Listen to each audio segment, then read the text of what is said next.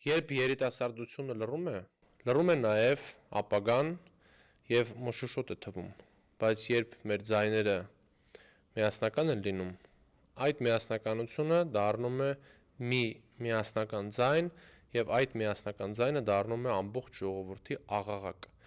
Եվ այս ենթատեքստում ուզում եմ պատմել մի օրինակ, որի վերջնարդյունքը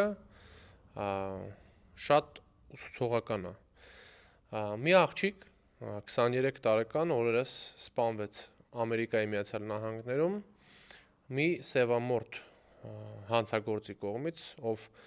ուներ հանցագործությունների հարուստ պատմություն, ում բազմիցս կալանավորել էին և հետո ազատ էին արձակել։ Այս պատմությունը անարդարության և սխալ վճիռների մասին է նաև և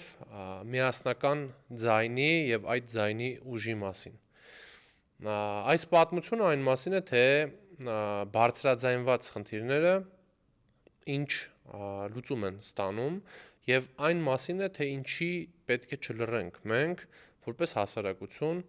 և երիտասարդը պետք է խոսի, պետք է միասնական լինի և երիտասարդության ձայնը պետք է հնչեղ լինի։ Այս պատմությունը այն մասին է, թե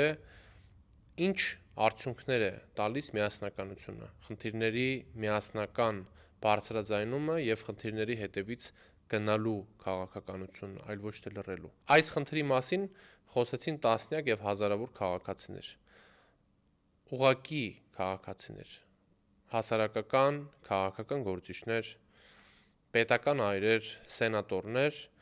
և վերջնարդյունքում այս խնդրի մասին խոսեց նաև Միացյալ Նահանգների ղեկավար Դոնալդ Թրամփը։ Նա բավականին կոշտ քննադատեց այն դատավորներին, ովքեր ազատ էին արձակել այն մարդուն, ով սպանել էր 23 տարեկան այդ աղջկան և այդ մարդուն դատապարտեցին մահապատժի։ Եվ այս պատմությունը այն մասին է, որ բարձրաձայնված խնդիրները, որոնք հանրային հնչեղություն են ստանում, այդ հանրային հնչեղությունը կարող են ստանալ միայն այն դեպքում, երբ որ լինի միասնական հետապնդում հարցի լուծման և խնդիրների մասին խոսելու, խնդիրների մասին կարծիք հայտնելու և խնդիրները բարձրաձայնելու մշակույթ ձևավորվի հասարակության մեջ։ Եվ այս ենթատեքստում ուզում եմ ձեզ ասել. հարգելի ընկերներ, մի լռեք, խոսեք խնդիրների մասին, որպեսզի մենք միասին կարողանանք ձևավորել հանրային կարծիք։